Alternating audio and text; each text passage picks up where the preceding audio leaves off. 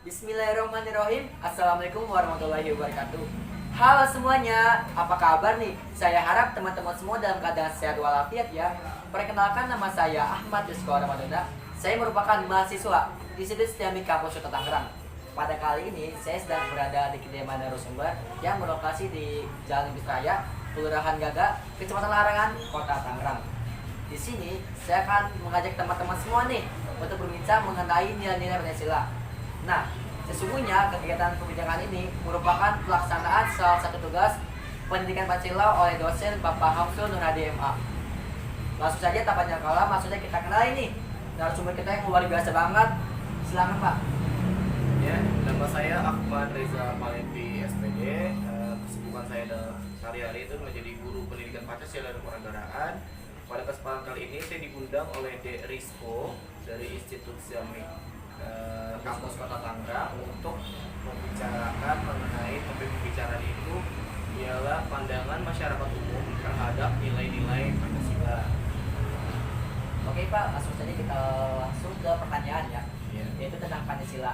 Yang pertama, pernahkah Anda mendengar istilah Pancasila? Tentu sebagai warga negara Indonesia, saya pernah mendengar istilah Pancasila. Kapan pertama kali Anda mendengar istilah Pancasila itu? Pada waktu apa? Jika ditanyakan pertama kali, saya pertama kali mendengar kata atau istilah Pancasila itu ketika saya memulai sekolah dasar, itu pada saat kelas 1. Pertanyaan kedua, menurut pengetahuan Anda, apa sebenarnya pengertian secara umum dari Pancasila itu? Pancasila itu adalah nilai dasar dari negara Indonesia. Oke.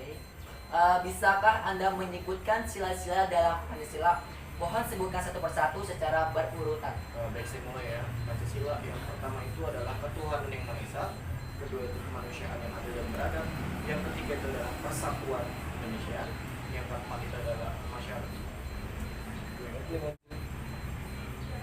kerakyatan yang dipimpin oleh hikmah kebijaksanaan dalam permusyawaratan keadilan dan dalam keimaian dalam keadilan sosial di seluruh rakyat Indonesia.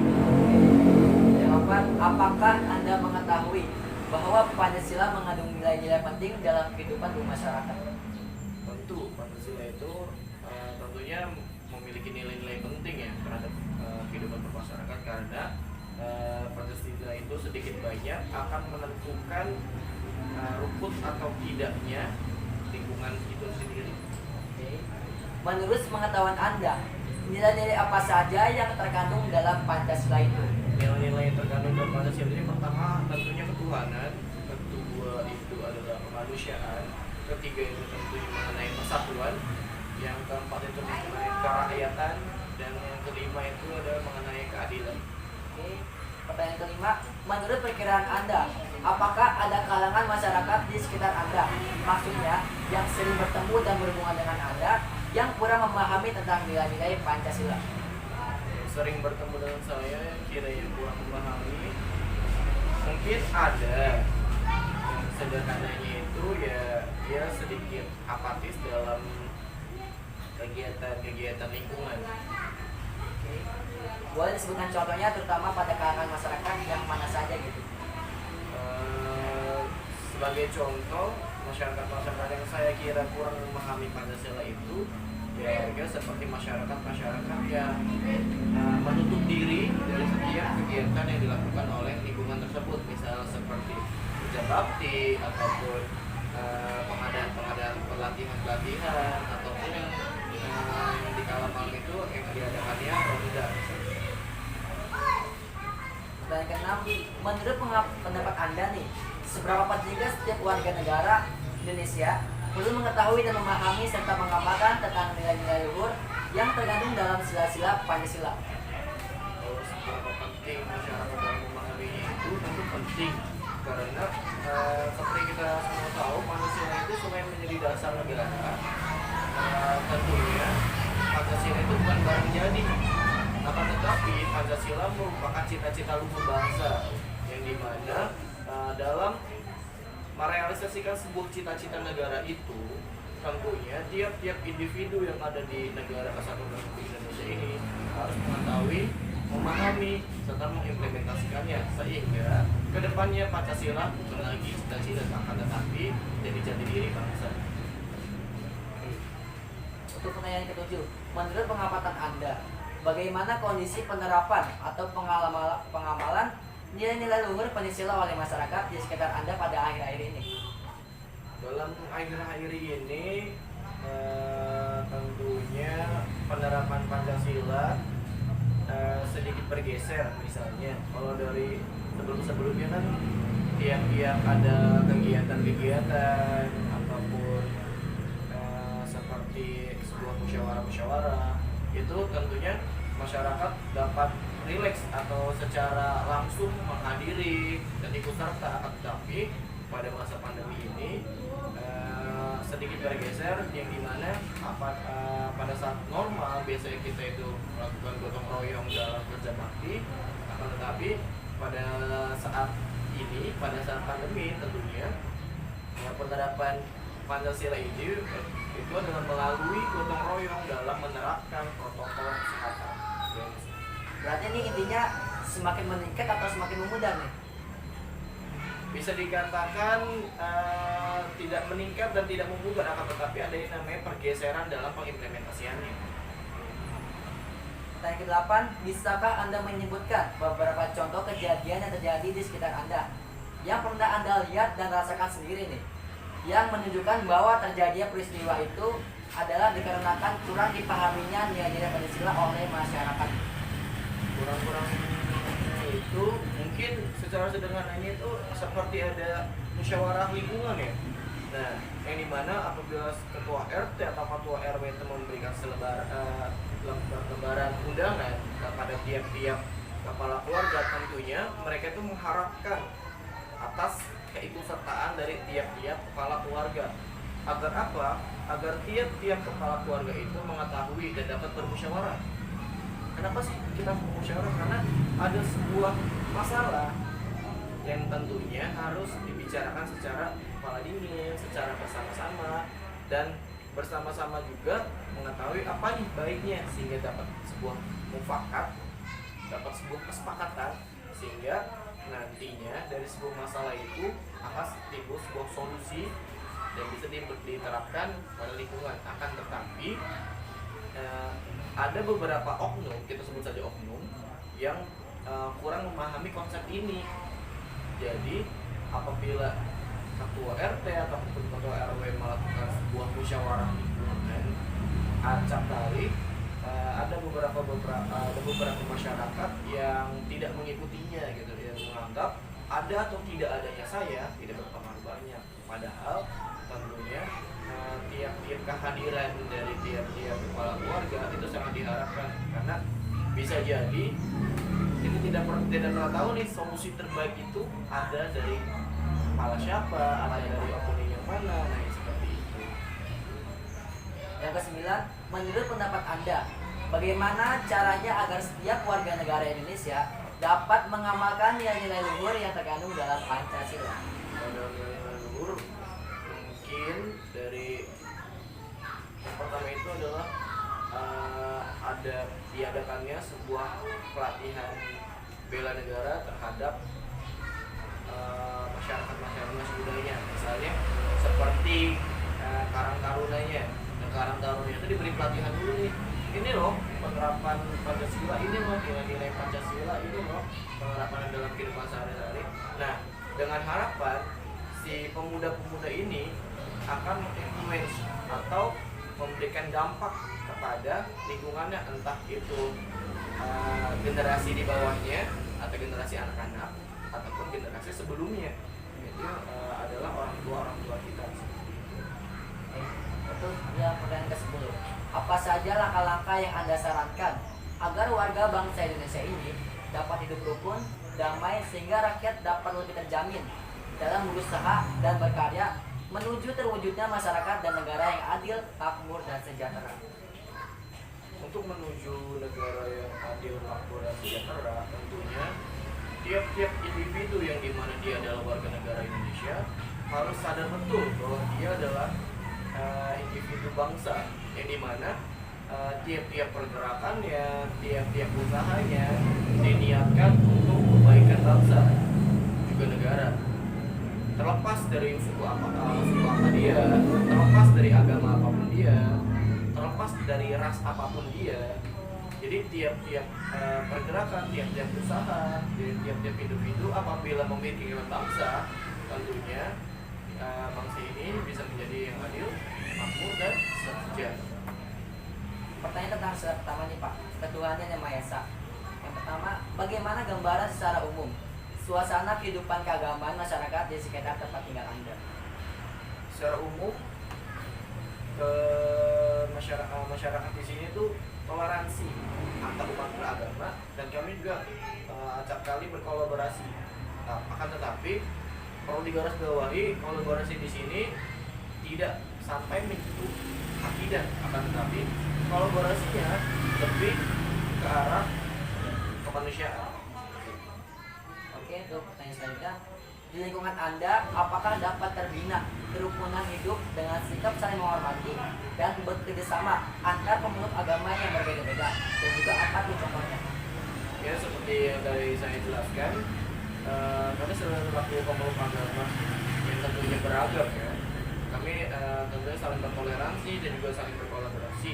Nah, seperti misalnya, apa nih contohnya dalam berkolaborasi? Nah, misalnya saudara-saudara kita apabila ada event Idul Adha ataupun pemotongan kurban itu, ada beberapa saudara-saudara kita yang tidak seiman, tapi akan tetapi juga ikut serta dalam kegiatan pemotongan kurbannya. Tapi dia butuh bukan penjaga utamanya, tapi yang seperti yang mencacah-cacah dagingnya atau yang mengurus-uruskannya gitu. Jadi kayak apabila dia menjaga utama kan itu harusnya sesuai akidah dong, ada aturannya dong. Nah, itu bukan saudara-saudara yang seiman, akan tetapi itu yang memang yang ahlinya lah. Akan tetapi kita dapat berkolaborasi dalam hal-hal kemanusiaan, yaitu porsinya adalah ya seperti yang mencacah-cacah daging itu, yang membungkuskannya atau yang membagi-bagikannya.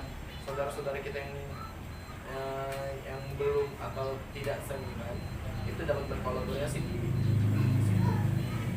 Pertanyaan tentang sila kedua nih, kemanusiaan yang adil dan beradab. Yang pertama, apakah di lingkungan Anda masih ada perlakuan yang semena-mena kepada sesama manusia yang tidak sesuai dengan harkat dan martabatnya sebagai semua makhluk Tuhan? Saya rasa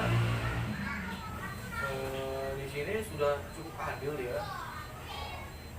Jadi apabila ada sumbangan entah dari, kan di era di masa pandemi ini kerap kali ada sumbangan dari presiden atau sumbangan dari gubernur atau sumbangan dari wali kota. Nah, di situ pendistribusian sumbangannya itu tidak dibeda-bedakan. Jadi apabila memang dia terdaftar sebagai warga sini, ya dia akan mendapatkan sumbangan itu.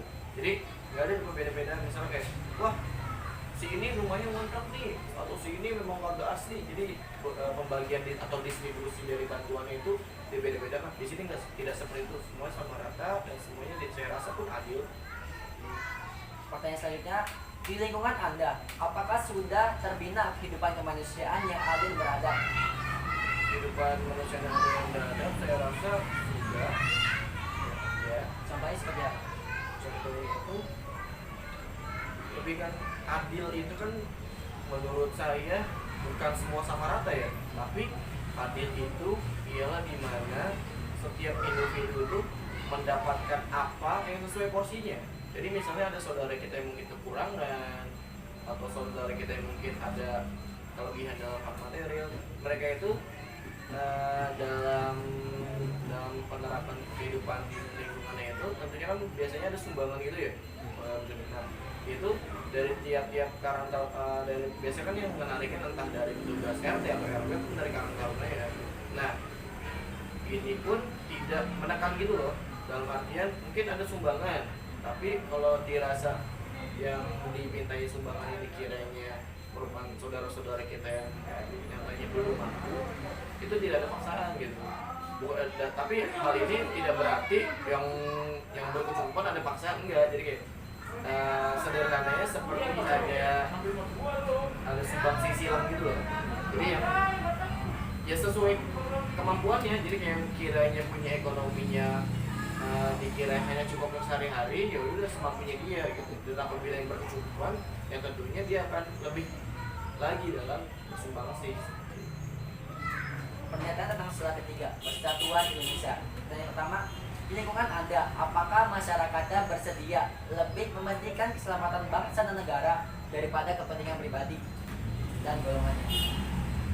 Lebih mementingkan keselamatan bangsa dan negara dibanding kepentingan pribadi dan golongannya. Tentu karena di zaman pandemi seperti ini kita tuh kalau dibilang yaudah kita masing-masing aja gitu, tiap-tiap individu bertahanlah sama mereka. Tentu sebagai sebuah bangsa kita akan hancur gitu, karena apabila kita dikatakan oh kita ada di masalah yang sama kok, kita ada di laut yang sama, di gelombang yang sama, dengan kapal yang sama, itu merupakan pernyataan yang salah. Karena meskipun kita ada yang di masalah yang sama dalam artian pandemi ya, akan tetapi kemampuan ekonomi kita berbeda-beda. Tentunya berdasarkan itu kita harus membantu satu sama lain. Jadi kayak kedepannya dengan maksud kita harus bantu sama lain biar apa sih? Ya biar itu semua demi kepentingan bangsa. Karena apabila kita mementingkan diri sendiri, tentunya mungkin akan sering kali ya kita mendengar tetangga kita yang di mana itu bisa jadi merenggang nyawa karena kelaparan, apalagi di masa-masa sulit seperti ini. Apa saja contoh kegiatan dari masyarakat lingkungan Anda yang dapat menggambarkan semangat rasa cinta tanah air dan rasa kebanggaan sebagai bangsa Indonesia? Kalau sebagai itu mungkin sangat tergambarnya itu apabila menjelang bulan kemerdekaan ya, bulan-bulan Agustus itu lingkungan sini sungguh marak dalam merayakan kemerdekaan ini.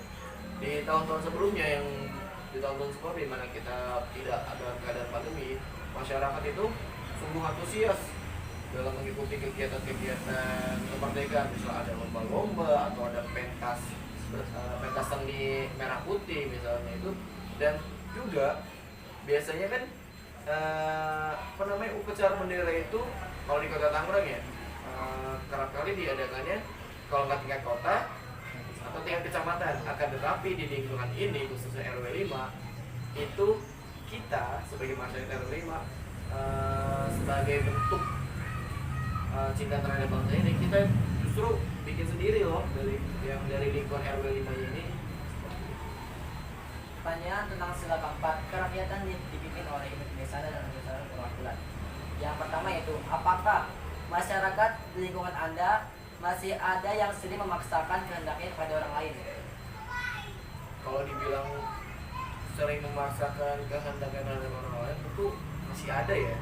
Misalnya kayak bahkan dalam sebuah musyawarah lingkungan gitu, tentunya ada individu-individu yang menekankan oh ini loh kemauan saya, oh ini loh kepentingan saya. Tentu kita nggak bisa mengukur rata bahwa oh semuanya itu udah paham kalau semuanya itu harus iya aja gitu, karena dari tiap musyawarah, dari tiap perkumpulan pasti ada kepentingan di sana. Nah, macam kali kepentingan ini muncul dan dirasa kurang memihak terhadap masyarakat sekitar gitu. Pertanyaan selanjutnya yaitu, apa saja nih contoh kegiatan musyawarah warga di lingkungan Anda dalam mengambil keputusan untuk kepentingan bersama? Semisal untuk menjaga kebersihan, tentunya lingkungan kita itu akan kali mengadakan kerja bakti. Nah, dalam penentuan kerja baktinya itu mau 2 bulan sekali atau sebulan sekali atau 2 minggu sekali, itu ditentukan dalam musyawarah lingkungan. Dan misalnya ada juga namanya jadwal ronda untuk meningkatkan keamanan lingkungan. Nah, dalam jadwalnya itu biasanya kan tiap hari itu ada jadwalnya ya. Misalnya kalau di sekolah kan ada piket. Nah, di sini juga ada piket ronda. Nah, dalam penentuan piket ronda ini itu misal satu malam berapa orang, lalu apabila salah satu dari kita itu belum bisa mengikuti ronda, apa konsekuensinya, itu tentunya semua aturan itu kita putuskan dalam musyawarah lingkungan. Pak, pertanyaan tentang sila kelima, keadilan sosial bagi seluruh rakyat Indonesia. Yang pertama, apakah ada masyarakat di lingkungan Anda yang suka melakukan perbuatan yang merugikan kepentingan umum? Merugikan kepentingan umum, ya kalau dicari jeleknya ya mas ya, kalau dicari jeleknya tentu kita bisa saja menemukan kekurangan dalam masyarakat lingkungan ini, tapi secara sederhananya yaitu apabila ada orang-orang yang masih lalai dalam menerapkan protokol kesehatan gitu, nah itu bisa dibilang dia merugikan masyarakat. Itu contoh sederhananya seperti itu. Apakah di lingkungan Anda masih ada perbuatan yang mencerminkan semangat kekeluargaan dan gotong royong? Dan juga tuh apa nih contohnya? Waktu mulai gotong royong itu tentunya ada, misalnya ada sebuah keluarga yang berduka, entah itu anggota keluarga yang mana, keluarganya atau kepala keluarganya yang misalnya berduka itu meninggal ya. Nah, tiap masyarakat individu ini, tiap individu di masyarakat ini bergotong royong gitu. Misalnya kayak dari pihak RT atau dari pihak RW itu menyumbangkan peminjaman panggung sih bahasanya, peminjaman tenda dan sound system, bahkan bangku-bangku itu di cover dari RT dan RW. Itu menurut saya itu juga merupakan sebuah cerminan rasa kekeluargaan. Jadi apabila ada satu keluarga yang berduka, maka satu lingkungan yang turut menyupport gitu dalam hal yaitu item-item tadi, tenda, sound system, juga kursi gitu.